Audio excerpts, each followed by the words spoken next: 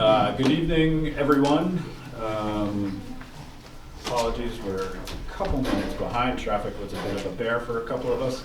Welcome to our regular monthly meeting of January 6th, 2026. Happy New Year to everyone.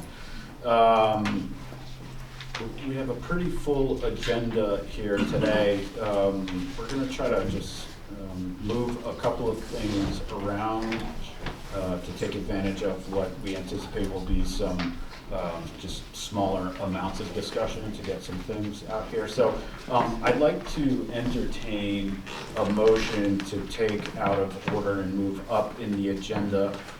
First, agenda item number 5, which is the Alfred Barbara Arruda applicant item.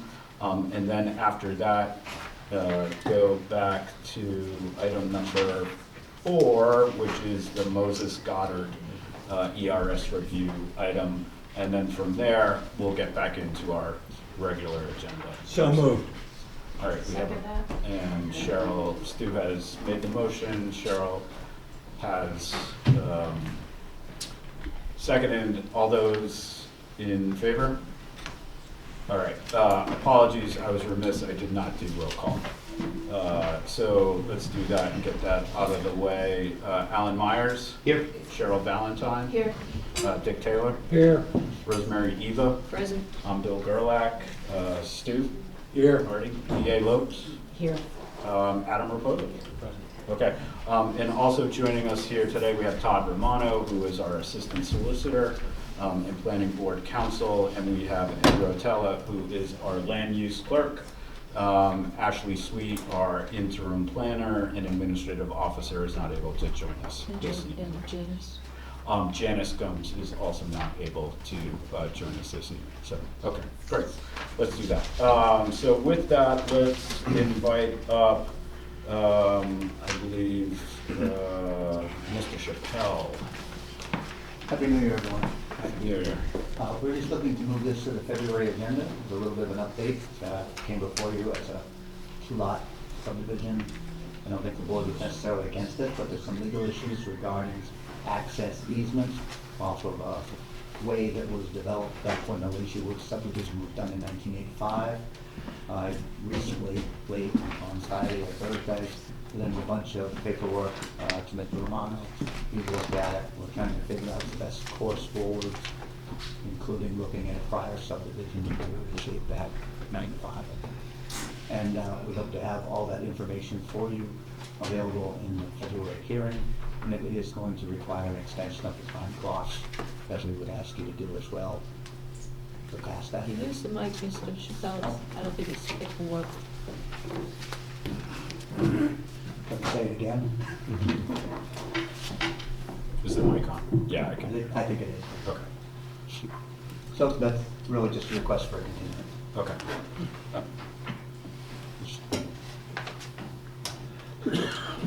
I'll make a motion that we extend the time clock to March, in case it were Please. March 1? March 31st. That's fine if it gets by the March meeting. Okay. This time of year, Okay. probably not. And can we Fine, just that's it. add to your motion to continue this item to the February meeting as well? Yes, okay, we'll continue to the February meeting, but the time clock will be March 31st. And when is our February meeting? It is, whatever that first Tuesday is. Second or third? Second. Second. Monday the 2nd. Oh, Monday the 2nd? Oh, no, February 3rd. Third. February. Tuesday, February 3rd. So I second that motion. Okay, so we have a motion and a second to continue this item to our February 3rd regular monthly meeting and to extend the time clock to March 31st, 2026. All those in favor? No.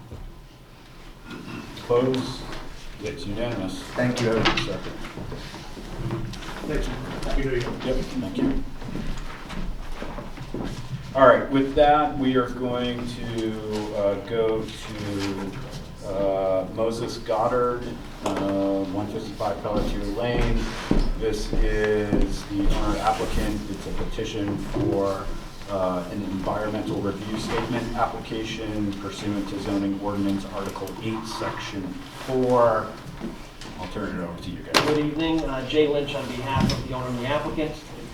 This is an environmental review statement. Mr. Goddard would like to build a shed on his property, relocate an existing solar array on top of the new shed. The matter was considered by the Conservation Commission. Conservation Commission made a favorable recommendation to this board that the application met the standards.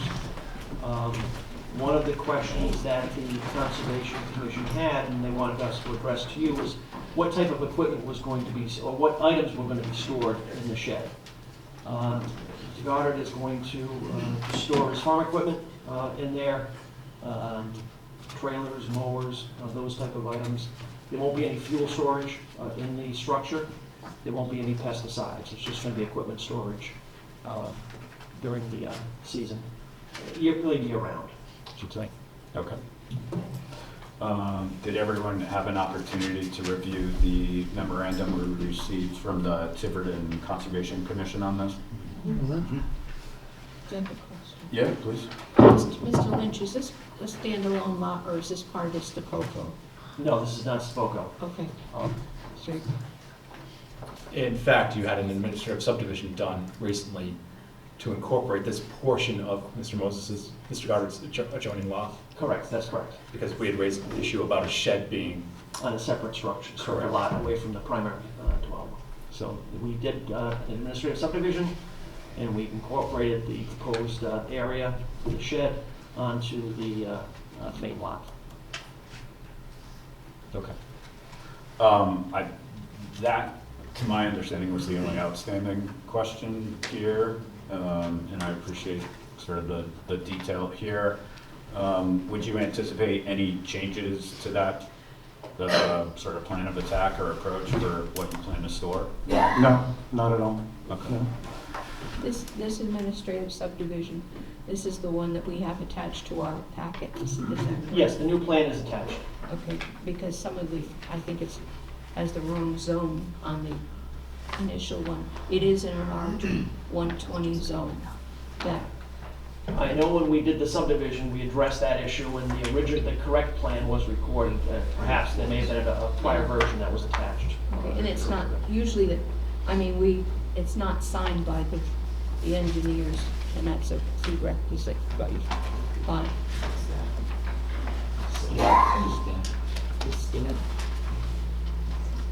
Ed, what was that? I'm just checking to see if it's stamped. It's stamped, but it's not signed. Okay.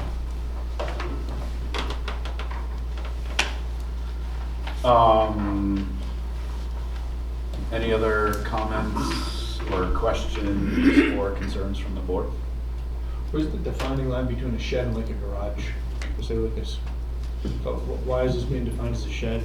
It's almost like you just with, there's massive, that's a huge shed, why isn't it a garage or? I don't It have an doesn't, it doesn't answer. have any walls. It's an open structure. Oh, Yeah. okay. It's just a what, it's a 6 posts and a roof? I think for our purposes, it's an accessory structure, Yeah. period. Okay. All right, good question. Any other? Yes, I'd like to raise the concern that I always raise with impervious cover in the Stafford Pond or Nonquit Pond watersheds. The rule of thumb for impervious cover is 10% or less. We're way above that level in Stafford Pond. I believe it's 62% of impervious cover. And I always, as you probably know, I always ask applicants who are asking for more impervious cover to do something with a portion of their property that is already under impervious cover, such as a paved driveway, and make that pervious with like pervious pavers as a trade-off against the additional pervious that they want to build. because as we all know, Stafford Pond is under a TMDL program. It is impaired, and as I understand it, the numbers when the TMDL was first introduced some years ago, the pollution numbers were going in the right direction for a while. Now they're going in the wrong direction again. And I know Mr. Goddard lives on the pond and cares about the water quality of the pond. Is there any way, and I like your rain garden idea, but with all due respect to the Conservation Commission, we can't continue to grant more impervious cover in the watershed incrementally, and we've been doing that ever since I've been on the planning board, and that's been close to 20 years now.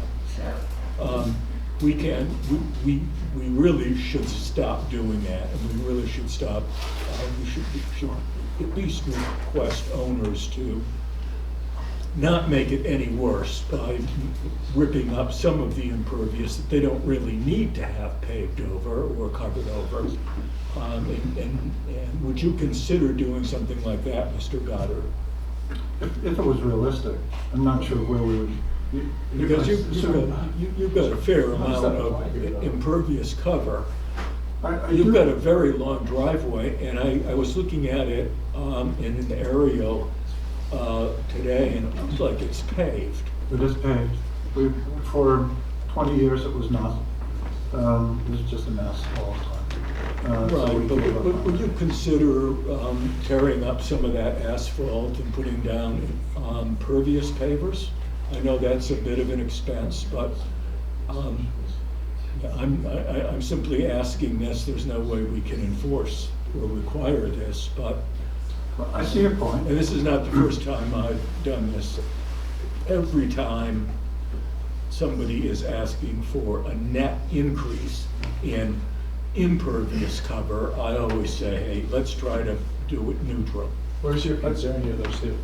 Because If it's open walls, the, you know, it's gonna be grabbing the grass underneath.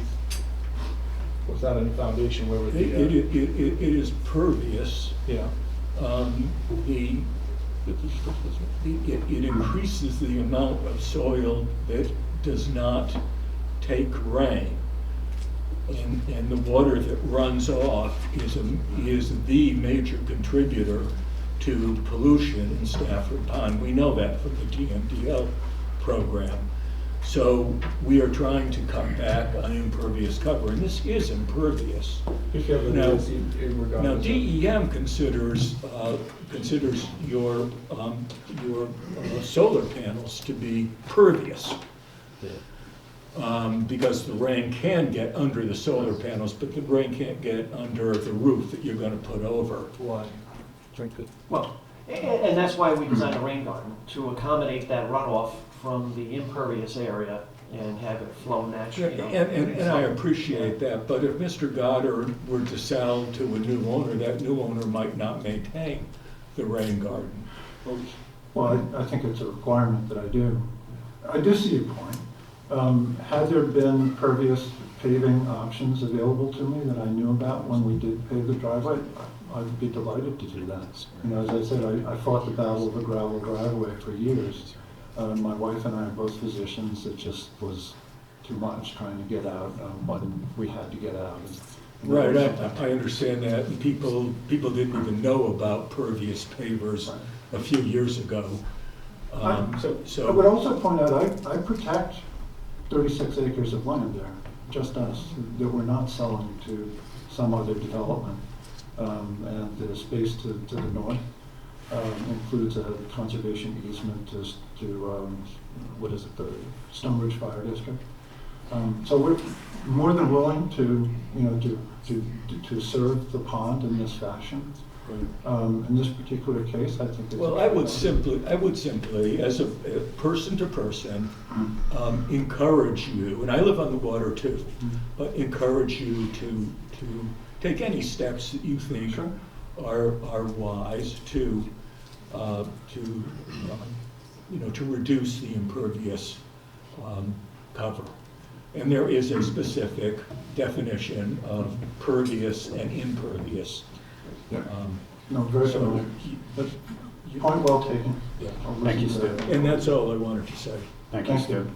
Thank you, Mr. Garden, for your consideration there. Any other comments or questions? Okay, Make a motion, yes. go for it. I'll make a motion that we give a favorable, accept the ERS favorably.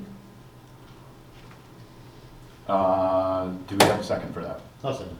Okay, so we have a motion from Rosemary, a second from Alan. Any final discussion from the board?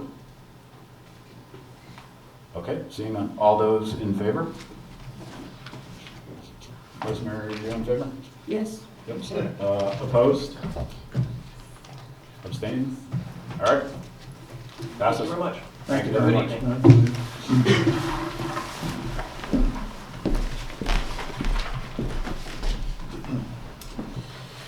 Okay, so with that, we will go back to our normal order of agenda here. So we have BCP Properties LLC. This is the Major Land Development Preliminary Plan Review Comprehensive Permit application for what is known as the Vital at Tiverton Commons development. Do you want to? I'll jump in here. Sure, Mr. Mancini is away this week. He's requested a special meeting of the board in January if possible.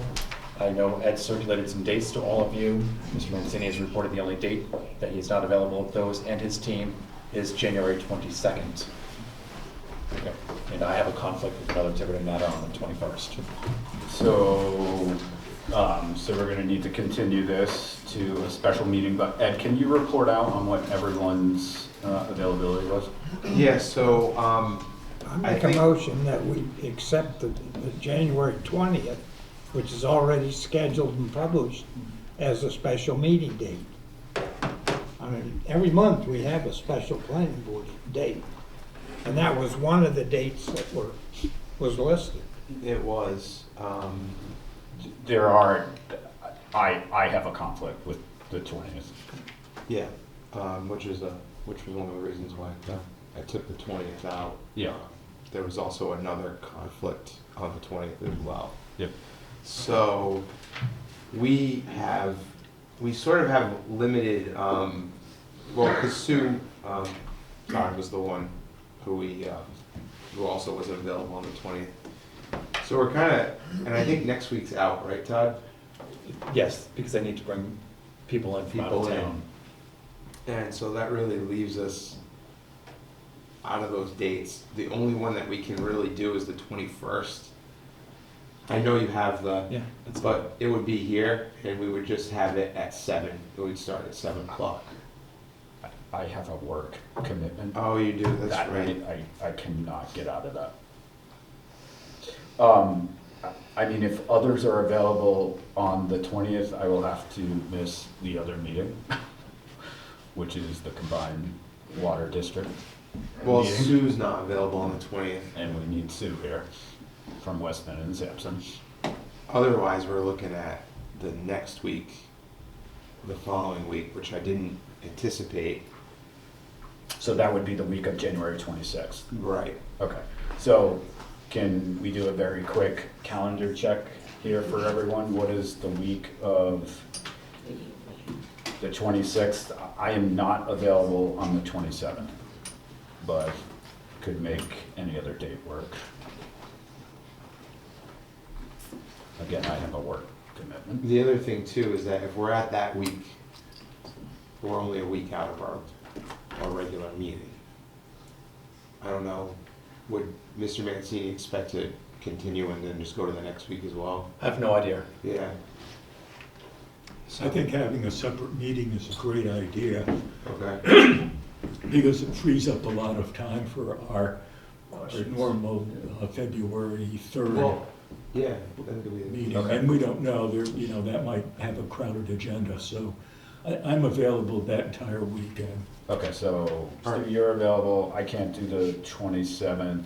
We'll go around the horn here. Alan?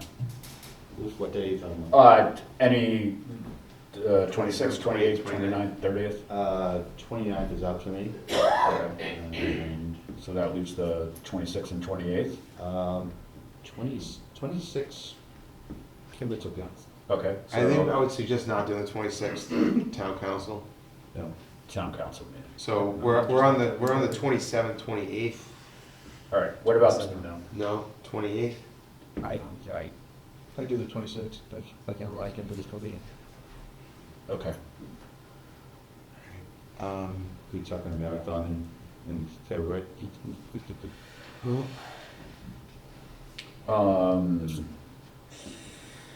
Yeah, I'm leery to propose a Friday. meeting Yeah, Here, that's not ideal. Do you know what February 3rd looks like? it's looking like it could be pretty Yeah, heavy. yeah. What was the issue with the week before that, the week of the 19th? So we, again, I know, Bill, you're not available on the 21st. Yeah, It seems to be, I'm not available. you're not, Okay, so we have two who are not available on the 21st.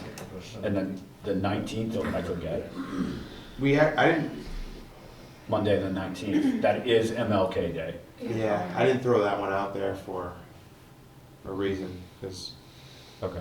it's a holiday.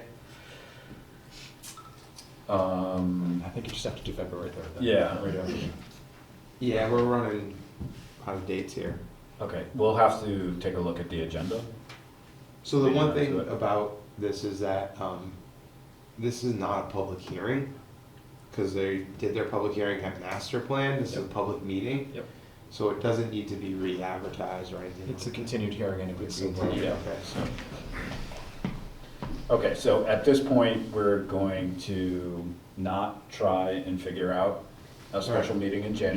Just continue. We'll communicate to Mr. Mancini that they will be on the agenda for the 3rd. All right, So the motion to continue to February 3rd. so I will entertain a motion to continue this agenda item to our now February 3rd regular monthly meeting. So moved. Second. And so Stu and Alan, all those in favor? All right, we're good. Mr. Chairman, I have a question on the time clock. What is the date? I mean, it's waived. I mean, it's stayed. Yes. But what would when was it stayed and how many, do we know when? It was stayed by this board Right. at a meeting because we were waiting for them to submit their water report. Right, And that was with their agreement. correct. But do we have an end date on that yet? No, because we don't have a start date yet. Okay, so it starts when we, When you receive all of Okay. the it materials. didn't stay at the date that we stated. Okay, There's no start date until you receive all of the materials. And then the time clock will Okay. start at the day. initial, Okay. thank you. Good. So who made the motion? I'm sorry. So it was I do it. Stu and Alan with the second, and everyone approved. Are we good?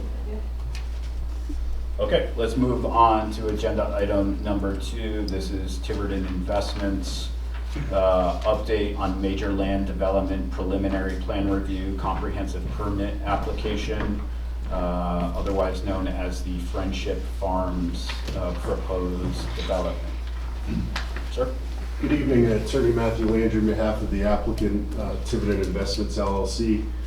I was asked to come and update the planning board because it's been some time since you've seen this application. I know there's a lot of interest both by the town, the board, and the public as to what's going on and what the status is. So the time clock has been somewhat in flux. We've, as you know, you have 90 days to make a decision on an application once it's certified complete, and we've been collaborating with the town and staff on extending that time clock.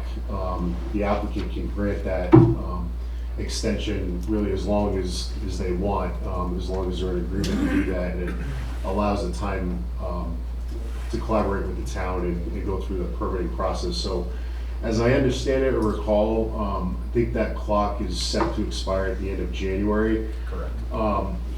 We came in front of the board last year with a comprehensive permit application for the property that had 155 units. There were a number of comments, objections, and concerns about the project based on the density.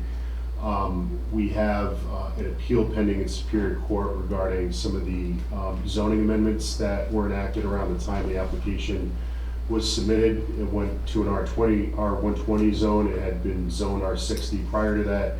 So there were all kinds of moving parts and a lot of issues that were underlying this project initially. You may recall that based on those comments that we received at the first public hearing, we came back to the board on a pre-application meeting for an alternative concept plan, an alternative layout. There was a desire from Ms. Sweet and staff and the planning board that we try to bring this as close as we can to the conservation zoning language and the R120 language as best as we can to try to make an effort to collaborate with the town, particularly with respect to some of the waivers that were being requested. We thought the feedback was positive. The alternative proposal that we put in front of the board in May, I think it was May of '25, was for an age-restricted manufactured home layout. We have, over the last 6 months, had to re-engineer the entire project, which includes all new stormwater management, wastewater management systems, a complete new site plan, road layouts, utilities. This came in as a preliminary plan, and as you know, that requires pretty extensive engineering level detail. So the reason for the delay over the last 6 months is we've had Northeast Engineering completely re-engineer the plan and fully commit to the redesign of this project. So we'll come in as a comprehensive permit application again, sort of piggybacking and amending what's already pending in front of you with a whole new concept layout and plan that's detailed for approximately 99 units is what the proposal will be. The project has been designed to conform to the age-restricted manufactured home provisions of your ordinance, which includes open space requirements, certain buffer requirements, and spacing between the units. 25% of those will be earmarked for LMI housing in accordance with the Act. And we expect to have somebody from the state also speak on behalf of the LMI component of the project. So with that being said, I did talk to Ed and talk briefly about our submission timeline. It's been fully engineered. We're waiting for some supplemental expert reports. But I expect to have all of those revised materials in by Friday, with the right to supplement some of the missing materials or any other information that the town needs. My preference would be to try to get on the February agenda solely to reintroduce it, re-advertise the project to the public, and come by way of an introductory meeting to update the public, the town, everyone on what the new design is, have everybody provide comments and input and have a chance to digest it, and then follow the normal permitting process of subsequent months. I would suggest as the time clock would be extended from that January 30th date, at least 90 days to allow the town sufficient time to review. And moving forward, we can certainly agree to extend that time clock as necessary based on the permitting process and the public hearing process. If the February agenda is busy, I understand and fully respect that. We would expect to be on the March hearing date. But again, I would expect it really to be more of a brief overview of the project, the redesign and reintroducing it to the public because of the gap in time since we've been back, and limit it to that. And then a heavy expert engineering or expert testimony would follow at subsequent public hearings or special meetings at the board's desire. So that's where we're at. It's a significant reduction in density. It's been completely redesigned, so there'll be a lot of questions. I imagine new staff reports generated. I think it will need to go to TRC, which we're happy to go through that track. But we're in a good place. I expect this to move forward shortly, if not in February, then certainly in March or any other special meeting that the planning board may desire. And we expect to have all those materials in by the end of this week or early next week. So just logistically, right, even if you had the materials in by the end of this week, call it January 9, staff has 25 days for certification of completeness. Yep. It takes us past the past February 3rd. 3rd, and then advertising it, well, public notice, it's a preliminary plan application for 14 days. So I just don't think it's feasible to do February 3rd. No, understood. I look at this as an amended application to a petition that's already been certified complete. But I certainly respect the town's position on certifying it complete, so I'm not trying to rush anybody. Really, my suggestion was just that we come back, reintroduce everybody to the project, but I don't want to put the town in an awkward position either, so. So I have a question. So, Mr. Landry, you're talking about what sounds like a substantive, Correct. not inconsequential change to the scope of the project. Would that require a whole new certification of completeness, given the delta, if you will, between what was originally put forth and all of the net new work that you and the applicant have produced? So, My position would be that the staff would have 25 days to do the certification of completeness, which is permitted for preliminary plan, okay, major land development by the law. okay. Why shouldn't they withdraw the first one and start all over with this new, even though it came in as a concept? Well, we have certain vested rights in the application that was submitted that is currently pending.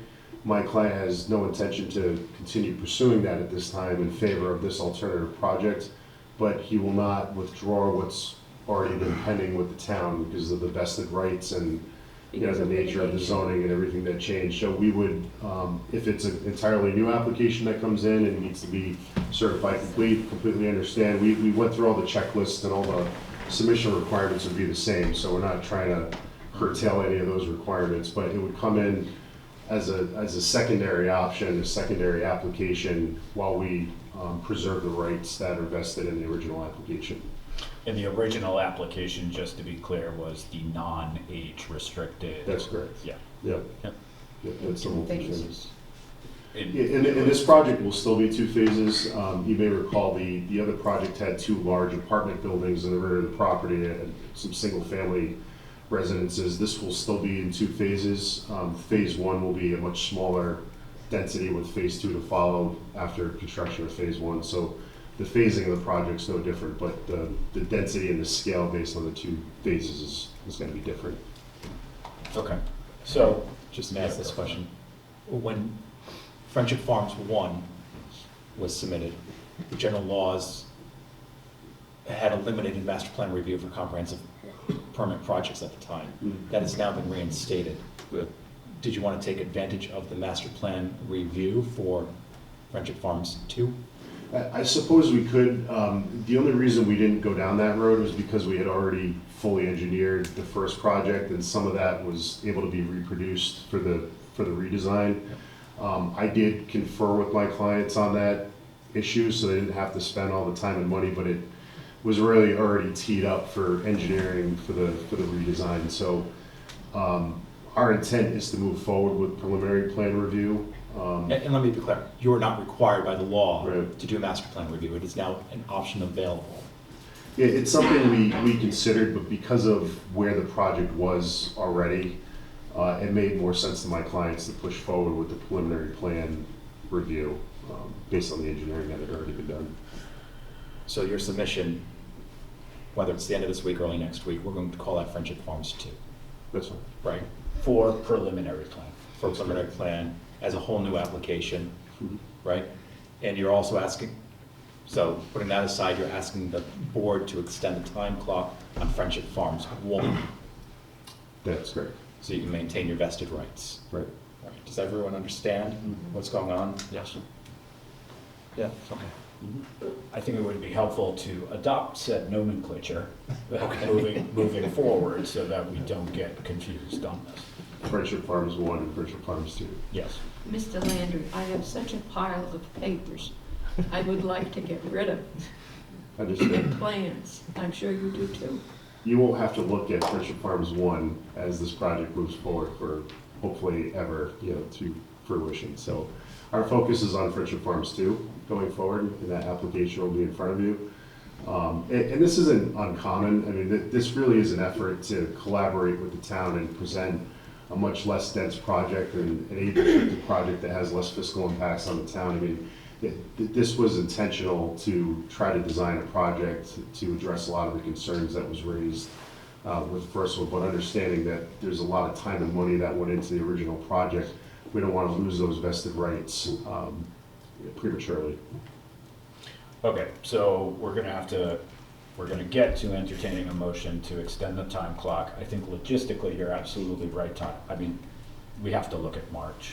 Certainly, does it, At this point. For Friendship Farms 2. Friendship Farms 2. So will we need to make a motion to continue Friendship Farms 2? It's not even It's not submitted even- yet. Okay, so that will be separate and distinct. So what is the time clock on Friendship Farms too? We don't have it. We don't have it, so we're Until it's extending the time accepted clock as- for- Until it's certified as complete. Correct, but we're extending the time clock on Friendship Farms 1. Right. That will be what we entertain. Yes, okay. But before we get there, I want to just ask a question here, because I want to make sure that, given the proximity of either Friendship Farms 1 or Friendship Farms 2 to the reservoir, right, that is Watuppa, that's falling in the watershed, I want to make sure that we have the required expertise participating with us from an engineering perspective, so that, nothing against Ashley from Weston and Sampson or, our other general engineers, but I think given the particulars of, I'll call it watershed dynamics, for lack of a better term, that we have an expert on working with the board on that. Understood. So Ed and I will ask Ashley to coordinate with Westman and Sampson when the Friendship 2 Friendship Farms 2 application is received, distribute it as soon as possible so that they can begin their review. And she had identified to you at least 2 water experts. That we will want to pull in one or. Correct. Okay, good. And they are not Western and Sampson? They are. They are. They are. Okay. Good. Yeah. And just to clarify, Yeah. in essence, Friendship Farms 1, we're keeping on the books until it's rolled into Friendship Farms 2. No, 2 separate and distinct They're 2. applications in terms of scope and direction. The reason why we are keeping Friendship Farms 1 live and active is because you have vested rights. That's right. Okay. Yeah, and in terms of the extension of the time clock, I mean, the obligation is on the town to make a decision within 90 days, but that time clock can be extended upon request by the applicant. I mean, it's really, that's how the statute's written. So, I mean, I don't know if it's similar to the other project that was discussed earlier, if it makes more sense to stay the time clock for Friendship Farms 1 as Friendship Farms 2 proceeds, because otherwise we're running up against another time clock in 90 days, and Yeah, I mean, I defer to your opinion on this. It almost feels like 6 and 1/2 dozen of the other. I mean, the amount of time it's going to take us to talk about a stay versus the amount of time it's going to take us to extend a time clock is pretty. There's a, but- just, Yeah. what go Mr. ahead. Landry is suggesting is generous because it prevents the town from, I'll call it, defaulting into approving Friendship Farms 1 by not acting on it. Got it. So I would recommend that the board accept his offer of a stay of the time clock. We'll say the time clock is stated. I would say as Friendship Farms 2 proceeds through the normal course. All right, we'll need some language there. We also need a motion to accept, right? Yes, we will get there, but I want to make sure that the motion that we put forth is legally acceptable here as it relates to, because the only thing we're going to make a motion on and vote on is the stay of the time clock for Friendship Farms 1 while we wait for this next. Time clock on Friendship Farms 1 is stayed, allowing the town the full 90 days to make a decision until such, stayed until Friendship, until a decision on Friendship 2, right? That's what you want? Maybe And at that point, the town shall have 90 days on Friendship 1 should the applicant decide to proceed forward. Yeah, I think, yeah, I mean, the idea is that we don't have to worry about the time clock on Friendship Farms 1 while we're pursuing Friendship Farms 2. I think it helps both parties and it just clarifies what the projection is. But I think it makes sense to have sort of a timeline where once Friendship Farms 2 reaches a certain point, then the Yes. time clock will continue on 1. And then I'll, Or you withdraw it. Oh, Friendship. we withdraw it. Okay. So, So, work with me. yeah, Time clock on Friendship Farm 1 is stayed until preliminary plan decision is issued on Friendship Farm 2. And at that time, the town shall have 90 days to make a decision on Friendship Farm 1. That's it. or the client withdraws. Or Yeah. the application is. Okay, Yep. I'm good with that.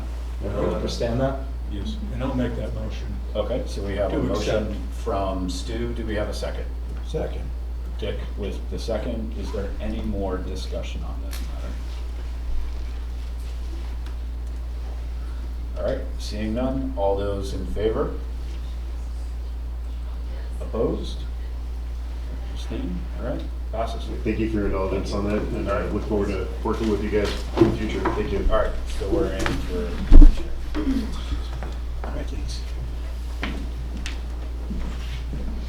What happens to Friendship Farms 1 Junior? The concept, that was, hopefully we don't have any more nomenclature here. Okay, yeah, maybe two. we'll give it a moment here. I think some folks.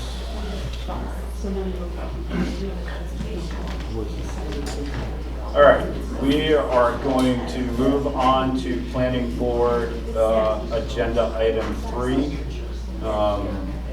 which will be a public hearing once we open it.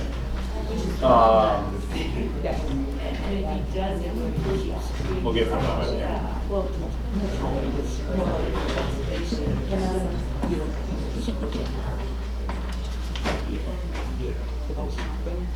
All right, we're good. We're going to move on to planning board agenda item 3, which will be an open public hearing once we open it. So this is pursuant to section 1-8, the Tiverton Code of Ordinances. The amendments below will be adopted and effective on the date of passage. These are amendments to the following articles of Appendix B, Land Development and Subdivision Regulations. Now, we as a board, this is a lot of material. It was over 100 pages worth of material. We've had this for a couple of months now. Todd's going to do a sort of a tee-up refresher for us to remind everyone. This is an amalgamation of a lot of different workshop activities that have been had over an extended period of time. We're putting all of this together.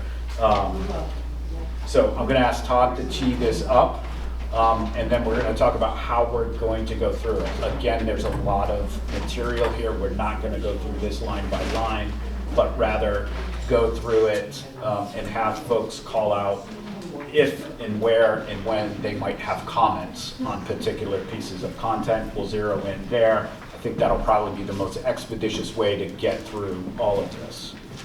With that, do you want to? With that, I wish my friend Ashley were here.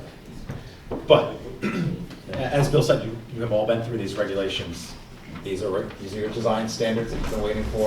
We've discussed this at great length. Yes, I do want to acknowledge though that there are new members of the board that were not necessarily here when we started some of these discussions. Just want to be mindful of that. So it's not to say that it's not insurmountable in terms of subject matter, but just acknowledging that reality. Thank you. And a lot of these amendments are to conform with the changes in the general laws over the past couple of years. Also some changes just to make the ordinances work better for you in town. Yes. I don't know how much more in depth I should go on that. No, well, let me just pause and ask, does the board have any questions, sort of grounding orientation questions here? Okay, seeing none. So I think the most streamlined, expeditious way of going through this, I know I have comments on and questions on a couple of things, but we can go article by article here, which is, I'm just gonna, please, because I have to get this one.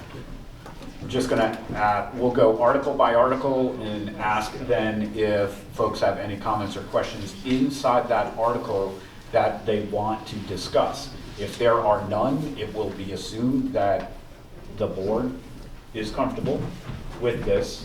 Do we want to go through all of that and then open the public hearing, or should we open the public hearing now so folks can ask questions as we're going through this? I think because the board has the most experience with these regulations, it may be most effective that the board get its questions addressed. Okay, and then we'll Right, open the public and they will hearing. hopefully address whatever concerns the public has. We may as be well. able to preemptively address questions from the public. Okay, great. And I'm not looking to exclude the public, that's not my intent. No, we're going to get to the public hearing one way or the other. It's just sort of logistically what's the best flow. Okay. Everybody ready? Ready. Tough crowd here. It's like a bad Vegas sound. Okay. Article 2, definitions. This was amending section 23-5. Terms defined, amend 56 subdivision, add design guidelines, add design standards, remove number sequencing of definitions. Does anybody have a comment or question on any of the content in Article 2?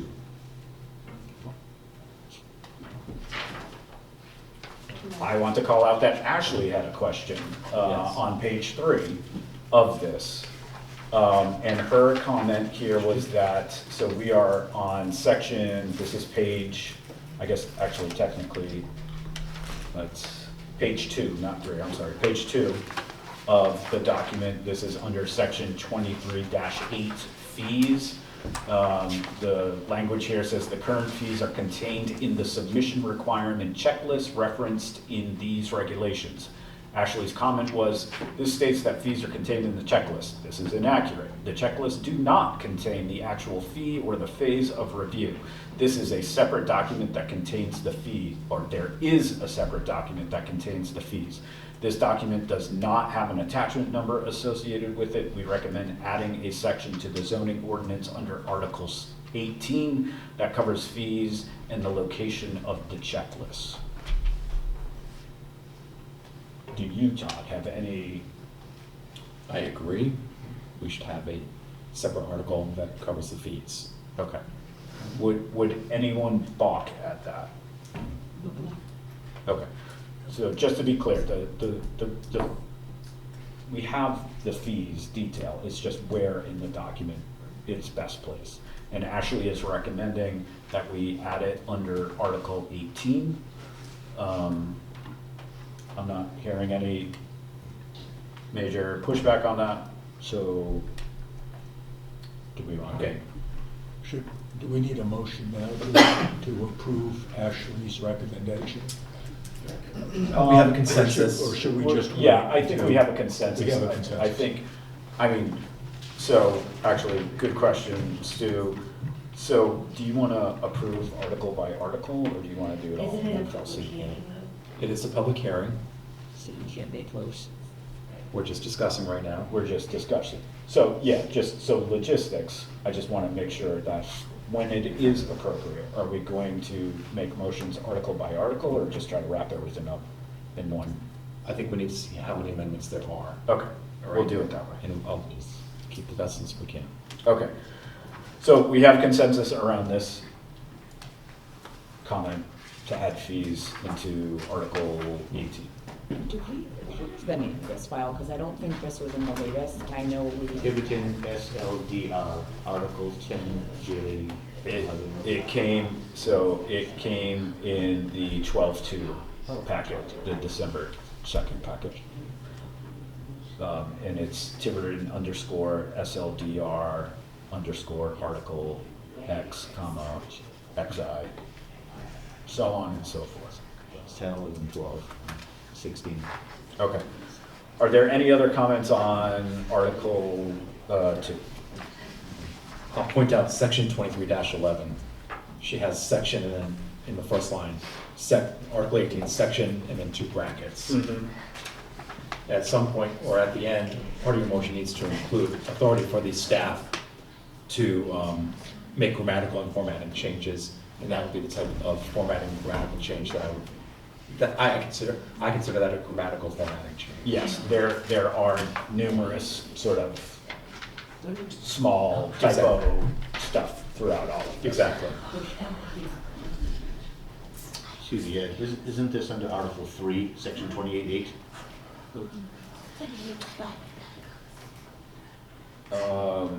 Yes, this is Article 3. Yes, I'm sorry, it is. That's right, my note was in the wrong spot. Thank you. You were right the first time, actually, when you said Article 3. Yeah, I think you did. Page 2. Did I? Well, that's probably what, I confused myself between page 2 to Article 3, vice versa. Okay. So, did anyone, let's just rewind slightly. Did anyone have any comment on Article 2? Okay. Article 3, the only comment so far was Ashley's recommendation on page 2, which we all have consensus on. Is there anything else in Article 3 that we want to talk about? Okay, hearing nothing else from the board, there is one thing from me, Ed. So when we change all of these checklist names, right? Yep. We're standardizing the checklist names by putting it in alphanumeric order. So whenever this passes, we're going to have to do substantial updates to the website. Yeah. Okay, so we're going to track. So not only this, but there's a lot. Yeah. there's production work that needs Yeah. to happen to reconcile our public facing. Correct. Okay. Okay. Article 4, application procedures. There was amendment to section 23.13 with regards to pre-application conference and informal concept plan review. Did anybody have any comments for section 4? Great. I did not. No. Okay. Moving on. Article 5, administrative subdivision. Amend section 23.16, subdivision requirements.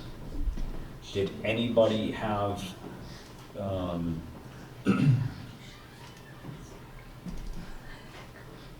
did anybody have any comments on Article 5?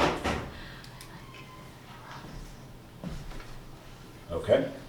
Moving on, Article 6, minor land development or subdivision. Amend section 23-21, preliminary plan submission requirements. Amend section 23.22, preliminary plan review and procedure. Amend section 23-23, final plan submission requirements. And amend section 23-24, final plan review and approval procedure. Did anybody have any comments for Article 6?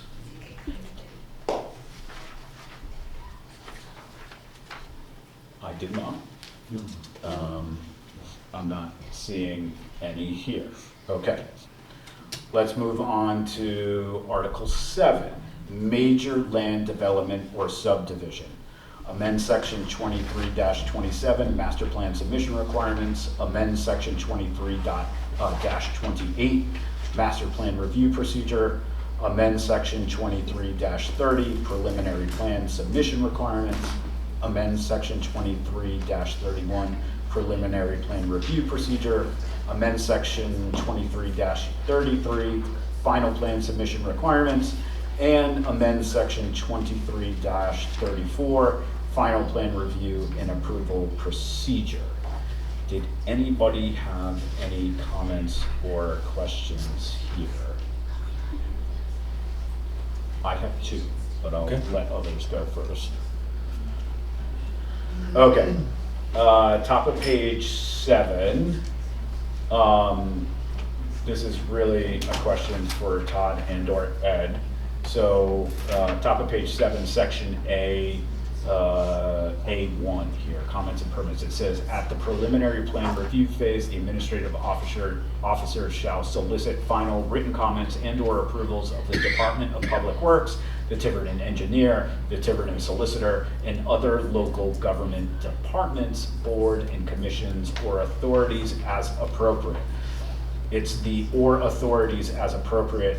Does this cover us for how we need to engage our extended partners in town, such as the water districts, the wastewater district, other entities like that too? Are we covered there, or do we need to call them out specifically? I think that's what it's intended to cover. As authority, or authorities as appropriate? Yes. It's a cover. Then Okay. that also includes our other consulting engineer for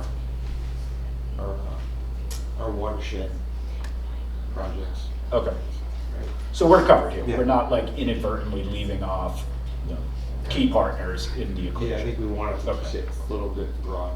Okay, great. Okay. My next comment is about halfway down on page 8. This is section 23-33, subsection A6. Prior to approval of the final plan, an applicant must submit all permits required by state or federal agencies, including permits related to freshwater wetlands, blah, blah, blah.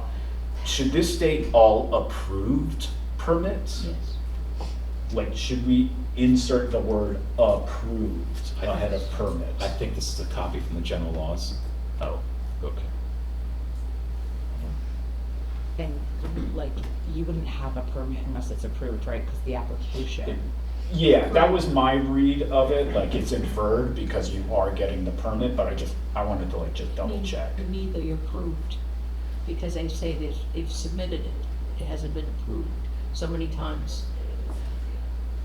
But you're right. But if it's coming out of state, It mirrors the state law. yeah, then we might. We can make it stricter, can't we, Todd?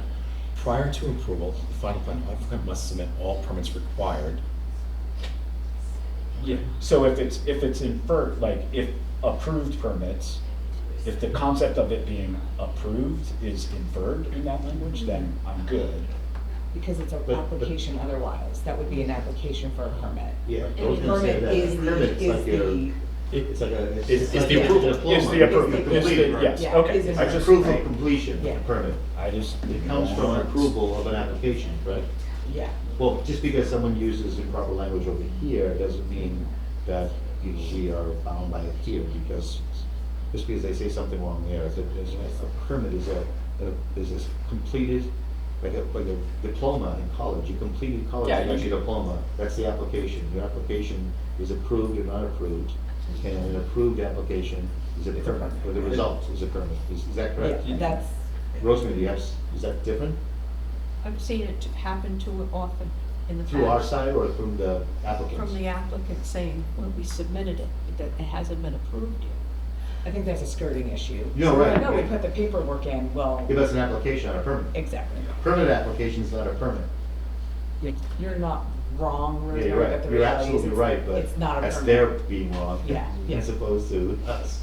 They're skirting an issue. You got it. Okay, so I'm comfortable now that we've talked this through. Is there any? Okay, we're good. Does anyone have any other comments or questions on Article 7? All right, moving on. Article 9, General Procedures. Amend Section 23-45, Required Findings. Amend Section 23-47, Waivers and Modifications. Does anybody have any comments or questions on Article 9? No. I do not. Anyone? Okay.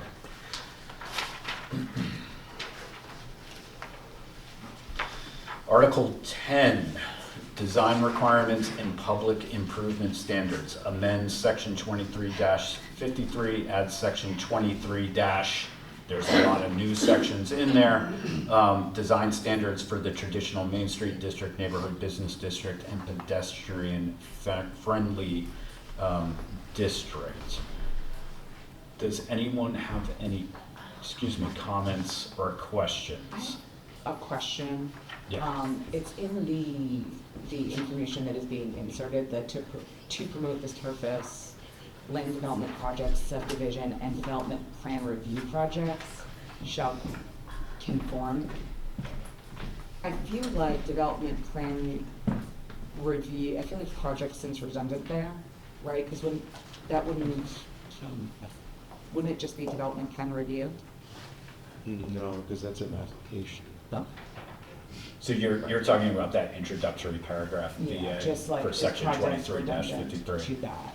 These seem like steps, but if it's a separate project, then that's fine. And then Because the general laws have now tried to divvy things out as land development projects, which is, land development project would be. Like a major. Yeah, well, there's a major land development and minor, but it's Pecasset Ridge. A subdivision is just dividing the properties, and then land development development plan review, excuse me.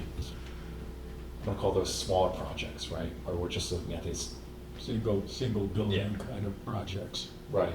Okay. So there's enough Like a distinction. repurpose or something like that. These are all defined in the general laws as different That's items. totally fine. Okay.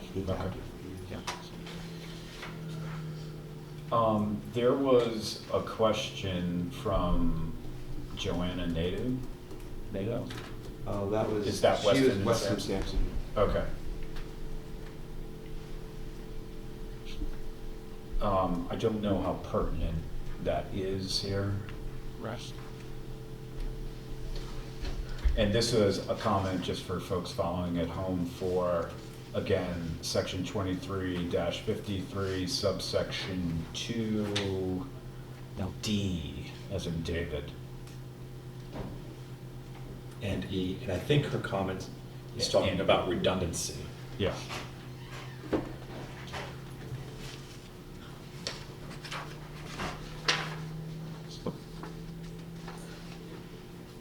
And without Ashley here, I think, I would be comfortable sort of couching this under that sort of, when we do get to the motion, sort of the catch-all around giving authority to staff to sort of clean up stuff as appropriate. That's fine.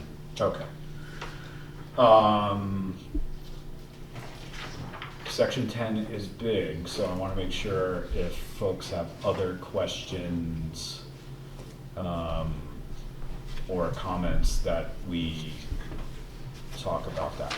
I do not. My next comment doesn't happen until page 87 on this thing. Wow. So.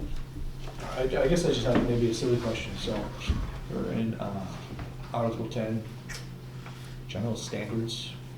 It's In the page number, Adam. 12.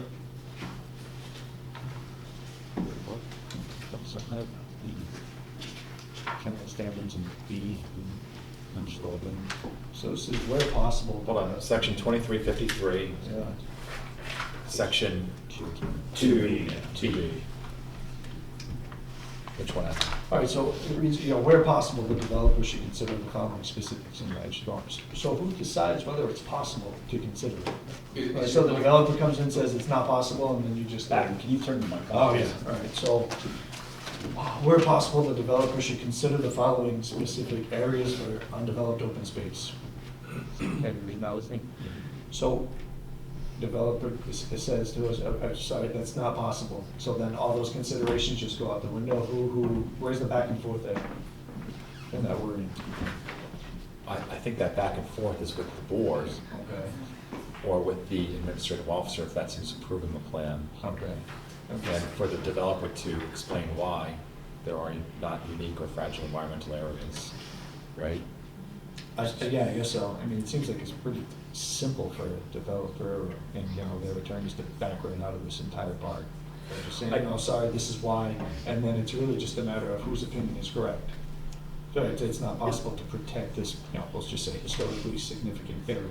And you say, okay, well, it is, and we're like, well, no, it's not, so it's just. Well, explain to us why, right? Right, I guess so. But then I think this provides, my read of this is that it provides a framework for discussion and dialogue that the planning board can engage the applicant and the applicant's team on, and if required, and I think what we just discussed in the last agenda item with the request for pulling in our own experts, Okay. it can help precipitate a request by the board to bring in perhaps appropriate experts to lend to the discussion, perhaps counter an opinion by the applicant. It's a tool you can use, right, to bring in those experts, as Bill just suggested. So we could make bringing in experts mandatory based on. I think it's up to the discretion of the board, given the particulars of the application Okay. and the situation at hand. The question that I think you're getting at is, because possibility does not create a legally binding Well, yeah, right. situation. So these are, like, where, I guess, like, where's that tension point? Do these put us, without the definitive nature or definitive language, does this put us at a place of litigation because it's this, right? So if they say we can't, they can't, then we bring in our experts, and our experts say they can, does this put us in a spot to be, as a board, be kind of left open? Yeah, I have a, now, isn't that why it's under general standards? These are the overarching standards that say this is what we're shooting for. If we don't have a statutory reason to force them to do these things, this is why we have to call them general standards. It allows us to start the dialogue. Is that what this part is about right here? Exactly, and Yeah. if we have our own expert, we're allowed to rely on that expert so long as there's a reason to discount or discredit the applicant's They may experts.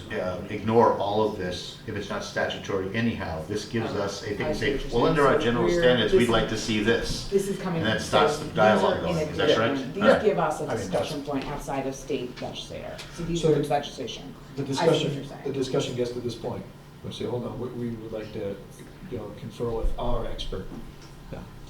So would the meeting, that agenda item kind of stop right there while we do that, or would that continue with our expert? If our expert is not present, how would we continue from that point on? But if we want to speak with an expert.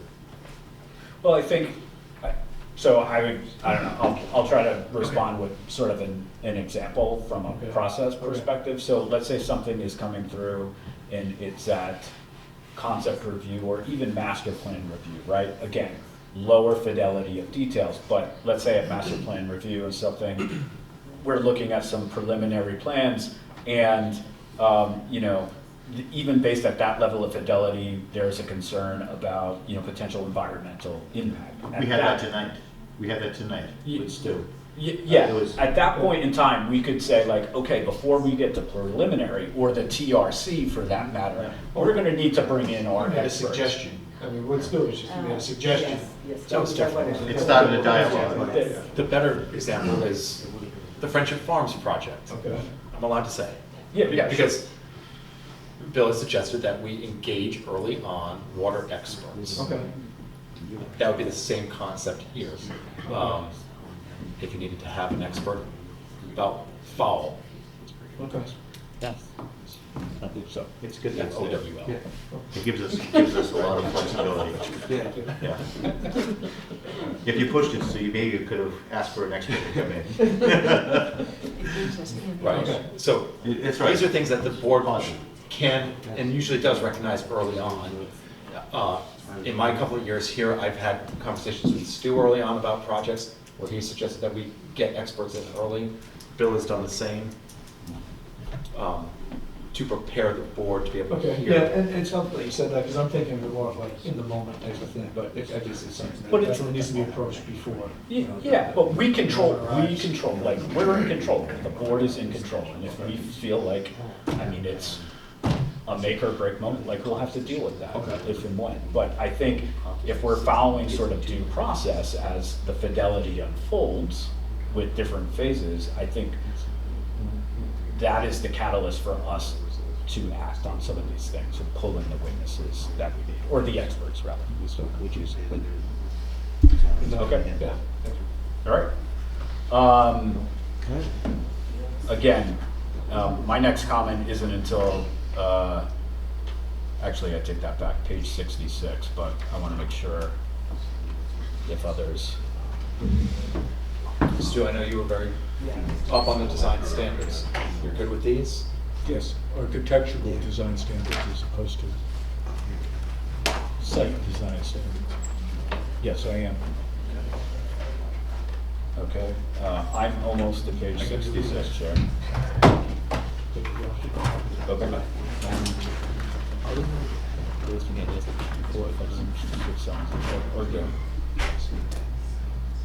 Okay, page 66 is here.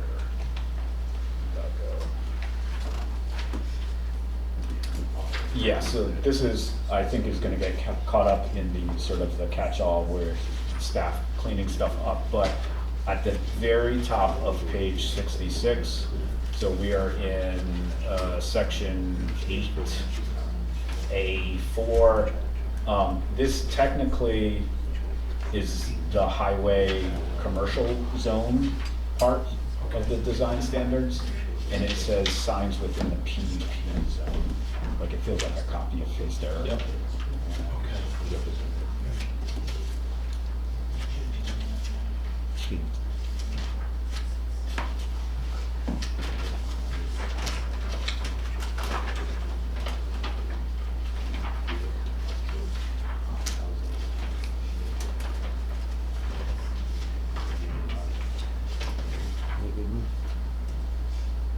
Don's, the PDP zone, that should be like highway commercial.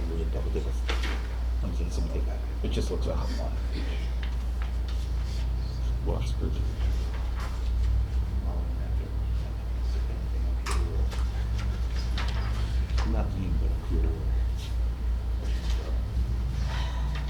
Just click on that. Yep.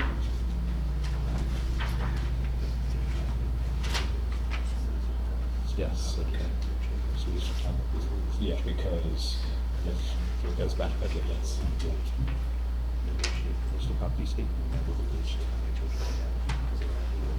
Yeah, because this is section 2359, highway commercial. Yeah. Okay. My next comment is page 87, but does anyone have any comments or questions before that? I just have a general question. Yeah, go for it. In the zoning, rezoning subcommittee, one of our next projects is to work on signage, lighting, and that type of thing. So we're working with Ashley on it. Okay. So if we come up with anything different, would we then incorporate it into here or recommend additional changes to the planning board? Because that's next on our agenda. Yes, the two would have to be reconciled. So I think the zoning ordinance committee should take a look at this to see what should change. Ashley's Yeah. preparing the package for us, so I assume. I would it's assume gonna they're be part using of it. that, or she's using this as sort of your foundation. I just Okay. don't want to duplicate efforts, but if she's part of both groups, then I think Yeah. it should take care of that. But we should keep in mind, Cheryl, that what we're doing in the zoning revision has to do with the zoning ordinance. What we're doing tonight with the subdivision regulations, these are regulations that implement the statutory requirements in zoning. That's point one. Point number two is we ourselves can change our own subdivision regulations anytime we want to, provided that we have a public hearing. So we have a lot more flexibility to control our subdivision regulations than zoning. With zoning, we have to take that to town council, and then they have a public hearing and so on and so forth. So, yeah, I'm on top of what you're saying. I just wanted to bring it up. And as you know, I've been participating in the zoning revisions, so. You're correct. They need to. But when. Work together. They will mesh together. I mean, I that's just the whole wanted to bring it purpose. up. Okay. They absolutely have to mesh together. So, the next set of comments, I'm actually piggybacking on a comment that Ashley made on page 87. So, this is the whole subsection 9 definitions. Ashley's, right, it basically repeats.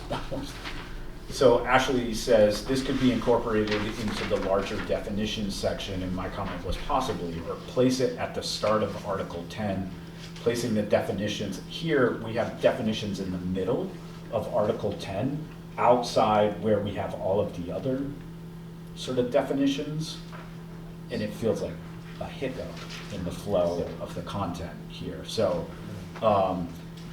the other thing to note is that this entire section, subsection 9, is then subsequently repeated in the W2 section, the waterfront 2 zone section, right? So I just feel like definitions, wherever they are, should be listed once. And maybe because all of these definitions really apply to the design standards, perhaps we should lead Article 10 with definitions, so that as people go through the rest of Article 10, they're grounded in what the hell the definitions are. Yes, yes. I feel like there was a reason, we had this conversation, I took look at my notes, I just want to check with Ashley, because we had this conversation of having them in two places, and there was a rationale, and I can't remember. Yeah, I don't remember. I don't remember at all. I'll go back Maybe to just- my notes, maybe but that would just just, if acronyms. Ashley's. Maybe just using acronyms in Yeah. the. I mean, the definitions themselves are not changing, right? Like, so it's not a concern about the core content of the definitions. It's just like from the flow of the document, this feels like a hiccup here, outside a defined rationale, which we're unclear of at the moment. I like definitions all in one section.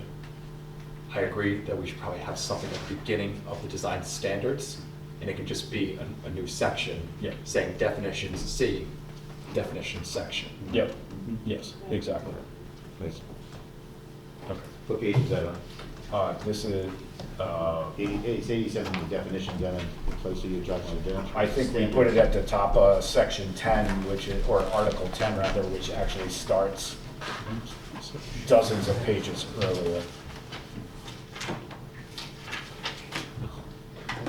Thank you. I've been forgetting to turn this Be in. headed for that. Put that in there. Article 11 is design standards by district. Yep. Article 10.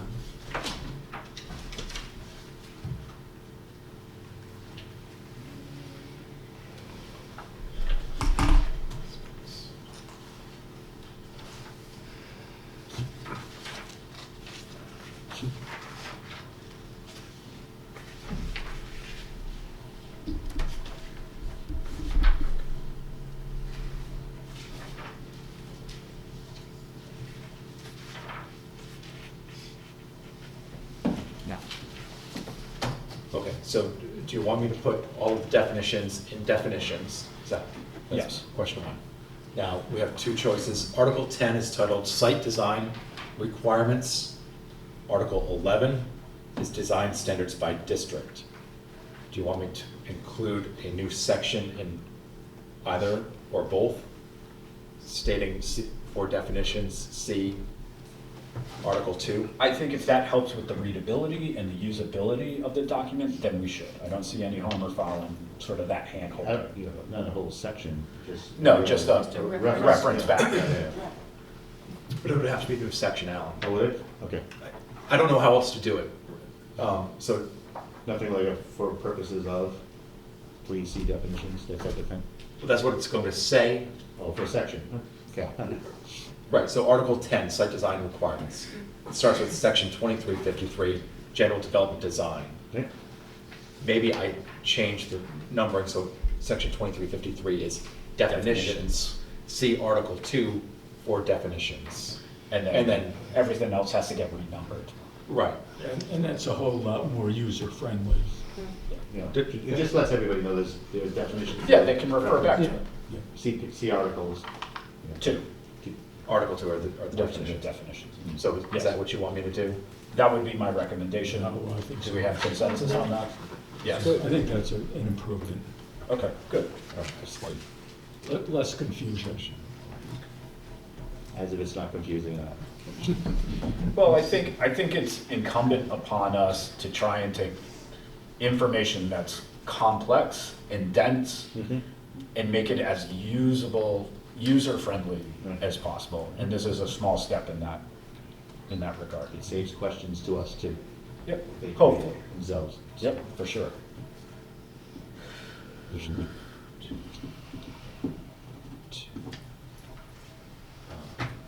the couch.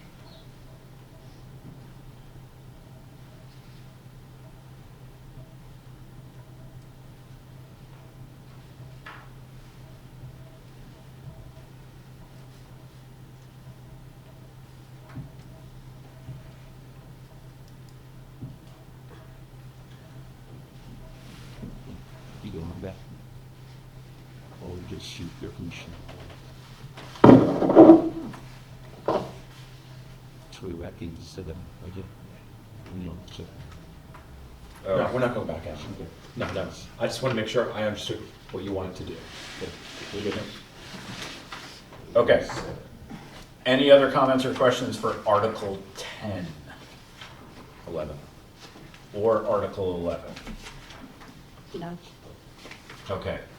Article 14, legal status, amend section 23-86, vested rights. Any comments or questions? All right, moving on. Article 16, development plan review, amend section 23-88, applicability, amend section 23-91, submission requirements.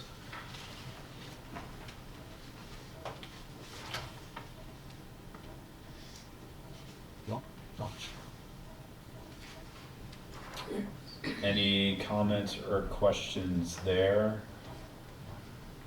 No. I mean, Ashley has a lot of comments in here, but it's just housekeeping. She's noting that it was previously XYZ section number.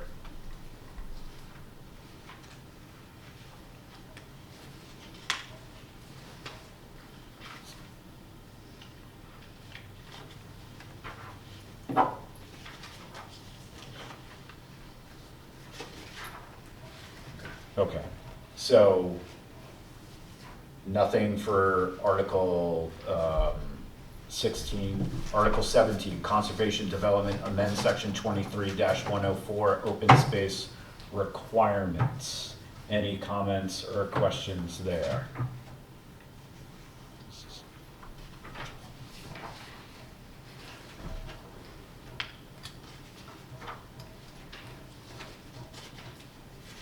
Hearing none, then I think that covers us through everything. There was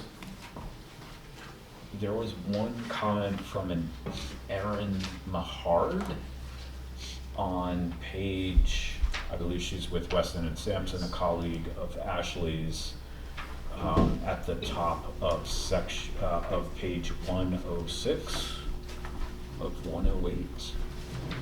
Around section 23-96, design standards. I think it's for future action. Just let me read that note. Okay, perfect. Okay. So that was a lot. Before I open the public hearing, any other comments or questions by the board? I'd just like to remind everybody that a lot of what we did earlier, when we were reviewing this, was simply, and Todd did all the work on this, is simply bringing Tiverton into conformity with state law. Yeah.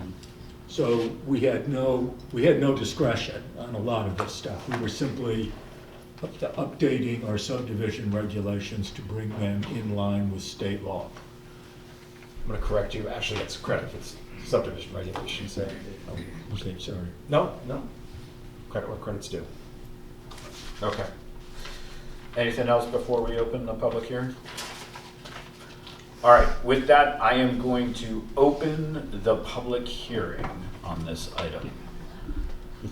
Is there any public comment? You don't have a quorum. Any public comment? Third and final time, any public comment? Seeing none, we will close the public hearing portion of this agenda item. Okay, so now that that is done, so we need to move to adopt these as discussed and amended this evening. Correct. Correct. Do we want to do one?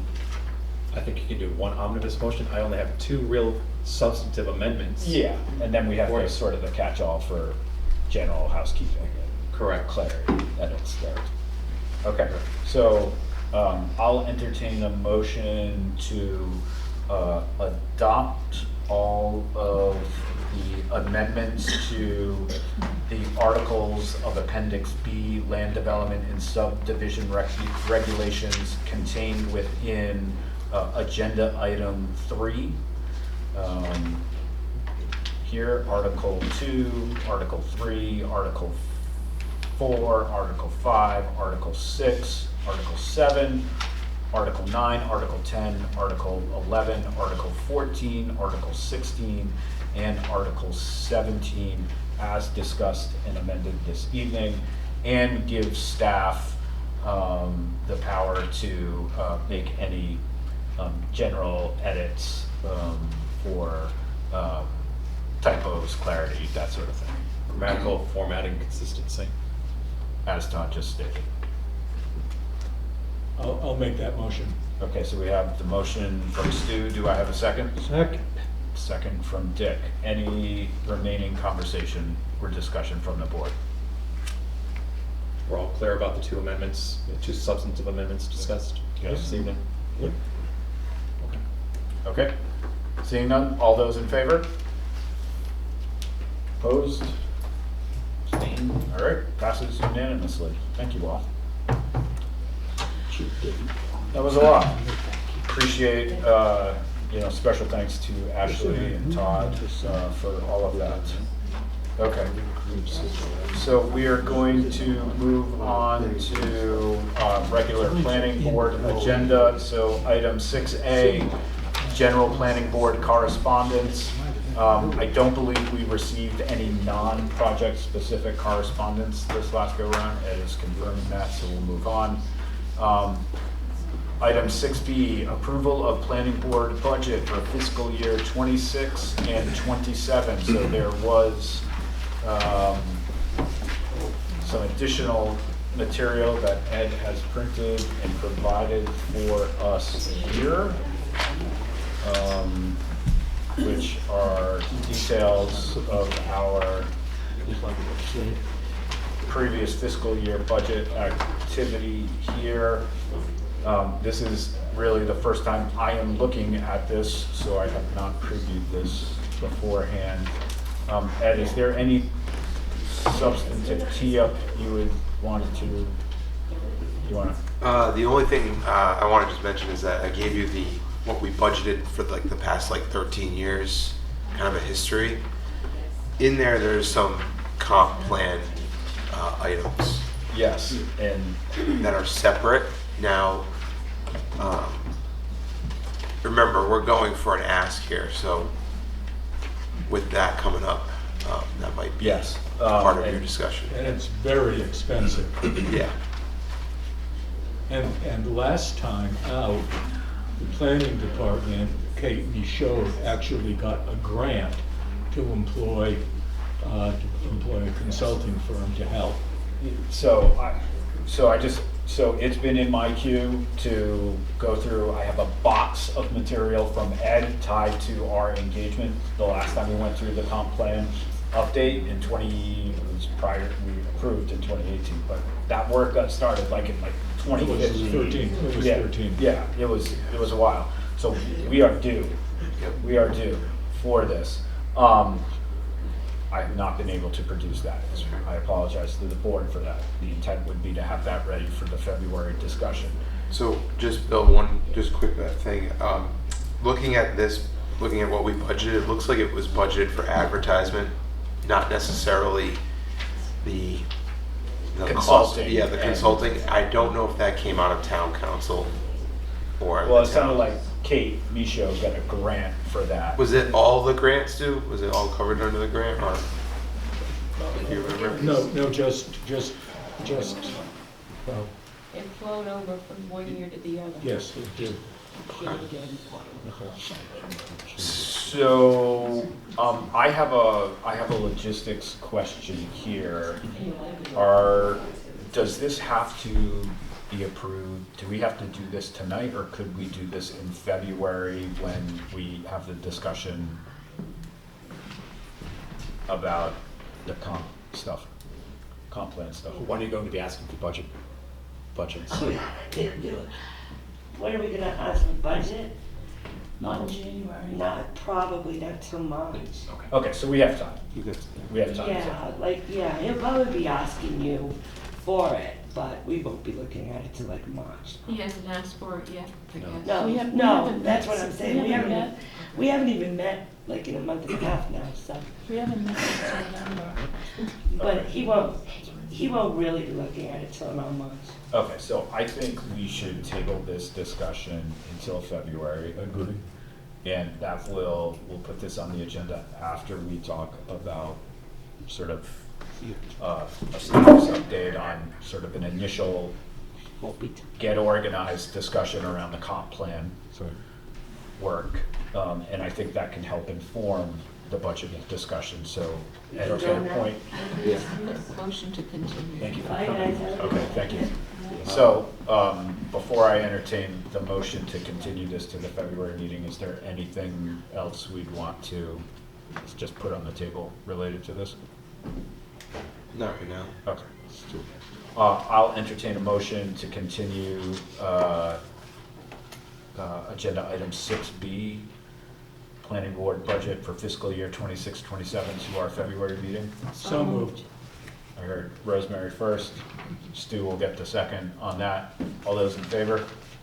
All right, passes unanimously. Okay, 6C, approval of planning board minutes from November 6th and November 2nd. We'll start, December 2nd, rather. We'll start with November 6th. Did anybody have any substantive comments about the November 6th minutes? Nope. So I will make a motion to approve the November 6, 2025 minutes of the Tiverton Planning Board as presented. Okay. We have a second from Alan. All those in favor? Passes unanimously. December 2nd, 2025 minutes. Any substantive updates or corrections? I have a question Sure. on page 2. Mr. Gerlach, the last sentence, or the last paragraph. I gotta get it up. Several proposed uses are on, I would say, the use table. What do you think? Hang on, I gotta open up the document. Hang on. Just for clarity. It's not the table here, So what page are you on? the last one here. Page 2. It's just for clarity. Is that table, it's a use table. Several proposed uses are on the yes, we should clarify that is use table. Use table. Yes, I think that's important. Sure. Are you You weren't sure? generally stating that there were several proposed uses being discussed? Yeah, that's what I Yeah. thought. That was my interpretation of what. Yeah, but it's clear. I had the occasion to sit with Ed and a resident the other day looking at old minutes. And, So my comment here, if I go back to the meeting, was that there were several aspects of what RIDEM in their Chase Marina proposal. Yeah. There are several uses that are already Yeah. on our use table and are aligned. But Yeah.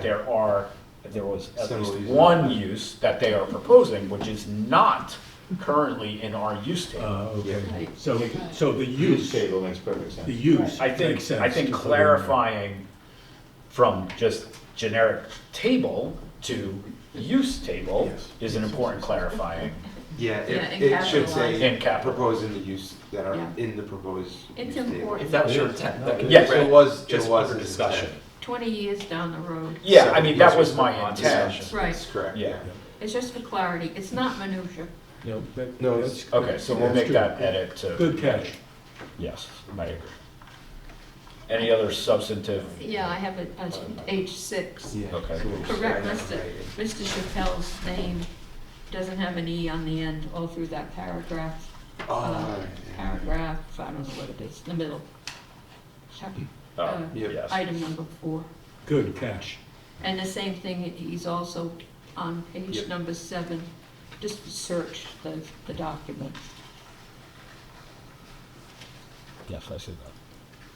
Anything else, Rosemary? I have Arjuna about the processing on the quarry. That's why I voted against it. We've never had processing on this, Mr. Coelho's. I discussed it with Mr.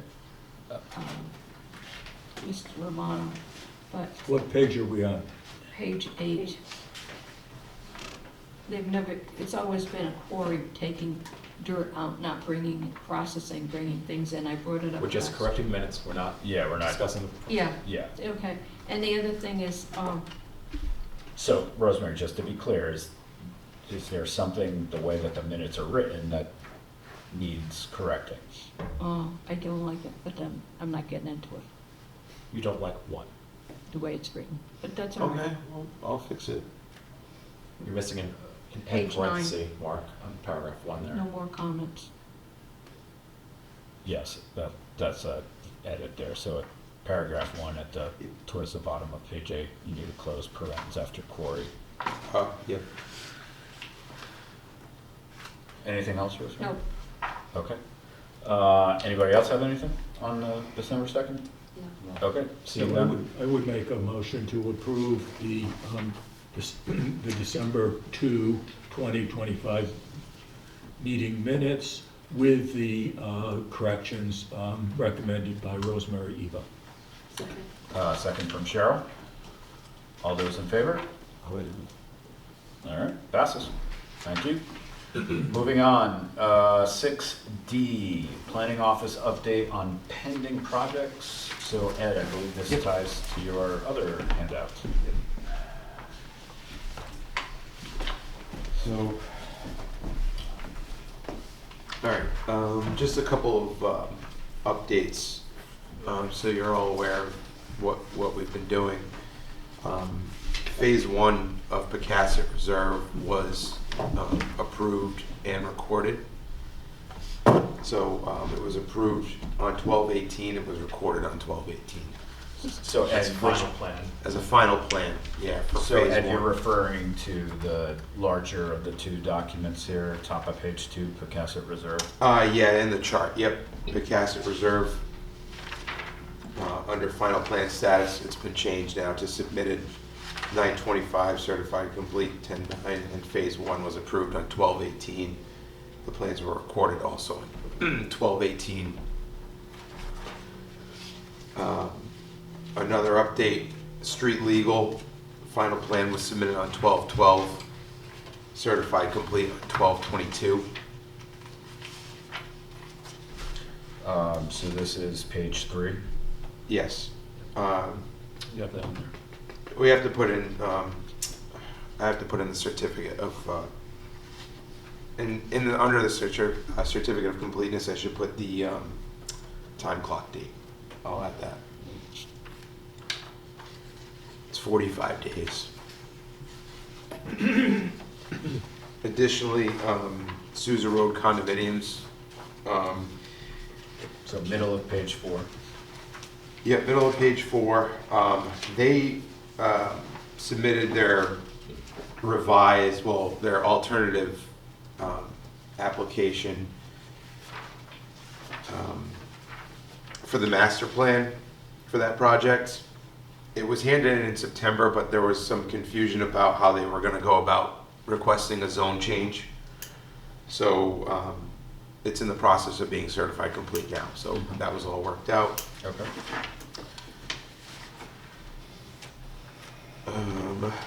on page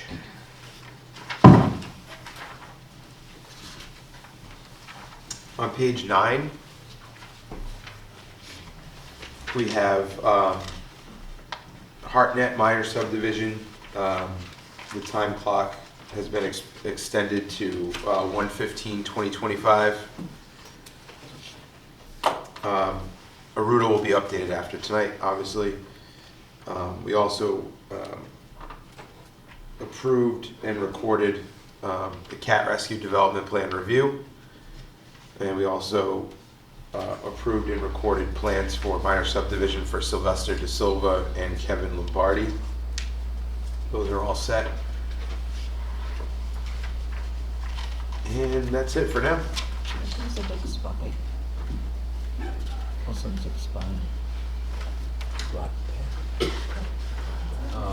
So you're back on the. What are you talking about? Which one? Which one? Minor subdivision, middle of page 9 here. Middle of page 9. It says time clock expires 12/26/25, time clock. Extended 1/15/2025. Should that be 2026? I'm sorry, it should be 2026, sorry. Okay. Yep. We should have acted out. It should It's a have minor been. subdivision. It's a minor subdivision, so it's not going to the board. There's no unified development review under for that Are we application. supposed to? It's administrative, Rosemary.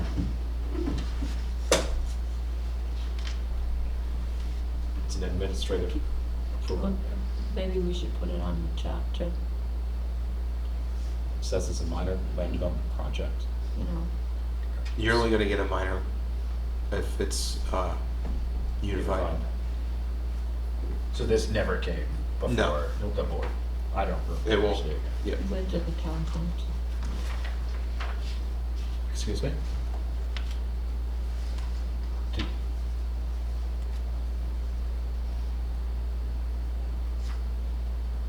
Rosemary, do you want to No, continue the I'm discussion? done thinking out loud. Okay, All right.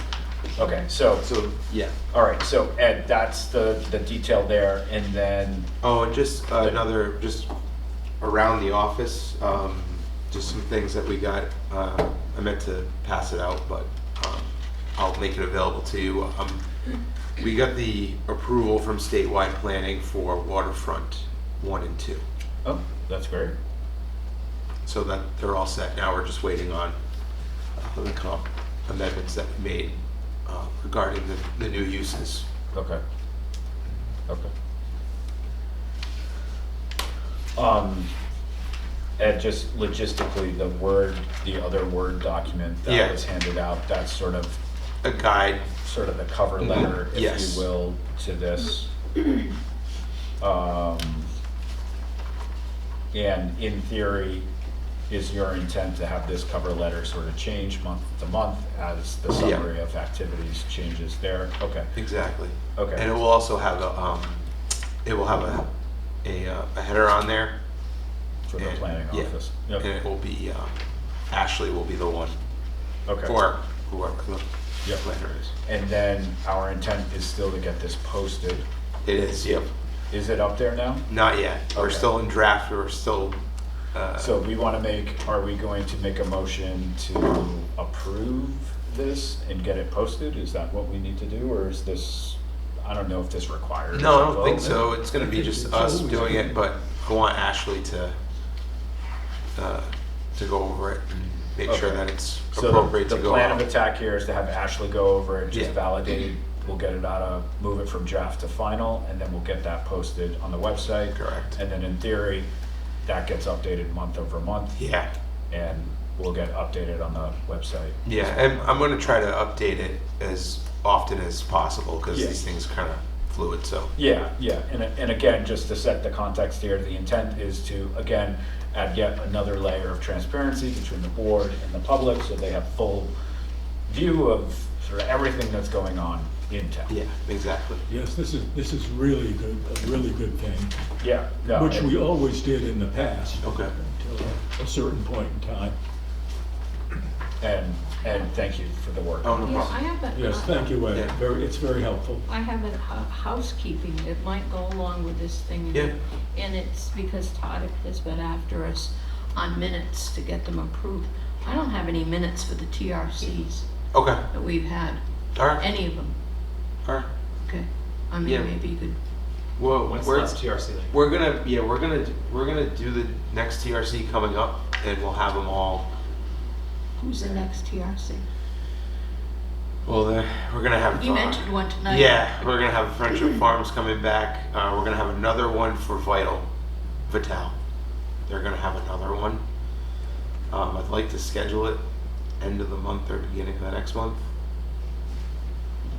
It doesn't, we have to have it on a set time according to the bylaws or We whatever. do have a set schedule, Tuesday. basically, yeah.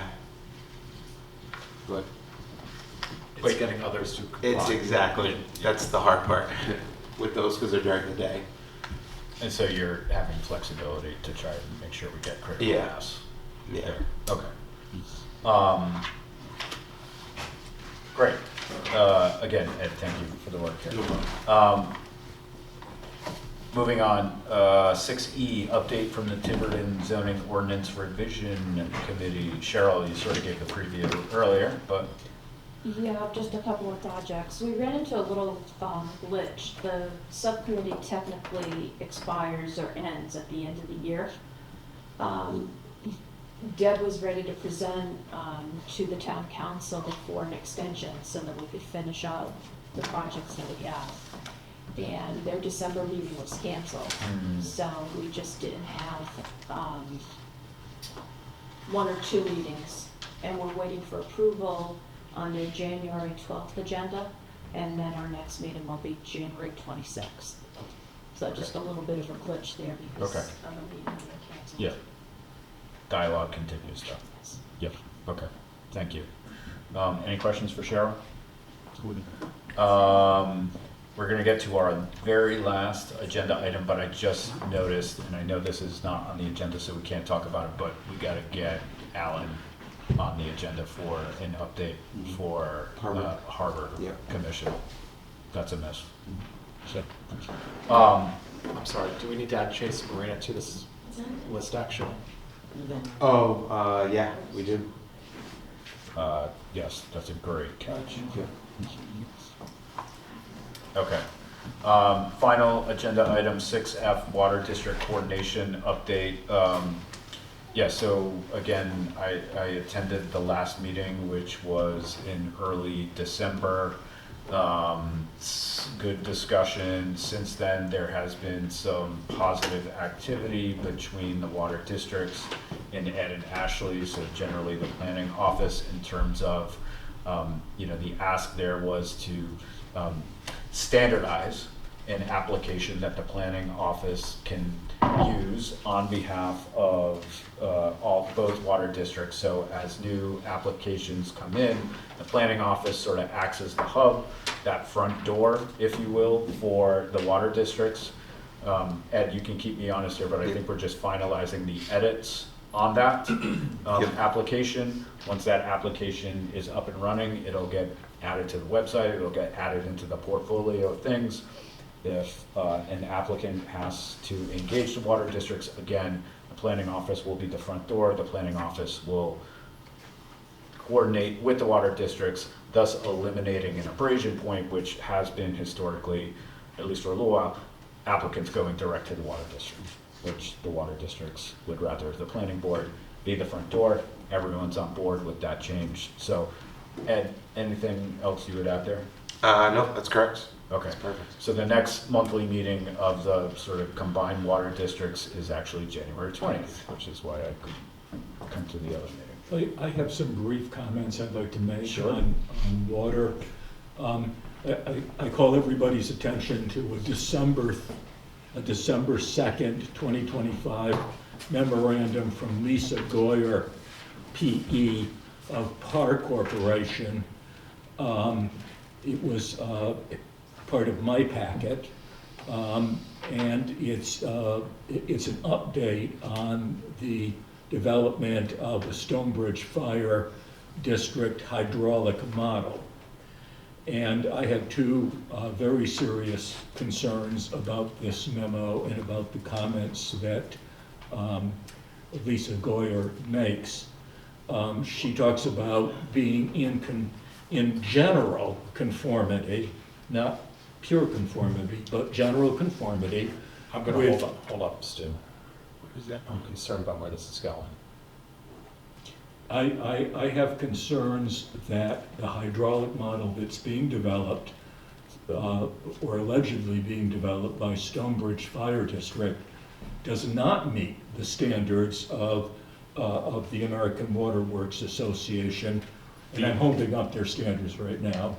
That's fine, I understand your concern, I appreciate your concern. The agenda item is water district coordination update.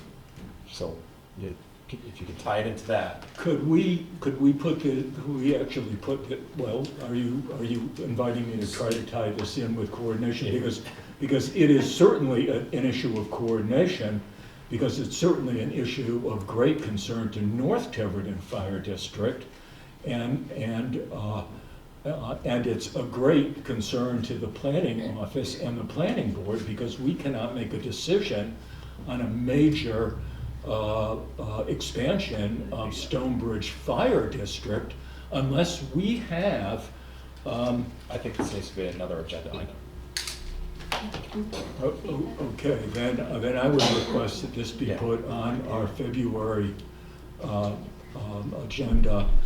I think it's a very important point. Yes, and trying to make it. Yes, and I will back it up with substance.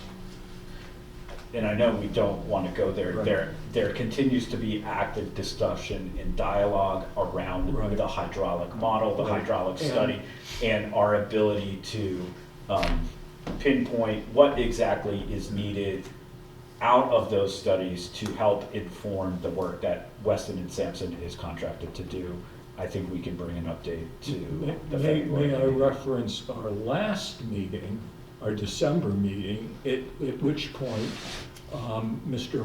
Michael Normandin, who was the superintendent of the Stonebridge Fire District, appeared before the planning board and basically said that the Tiverton Planning Office and Planning Board will not have access to review the alleged hydraulic model that's been put together.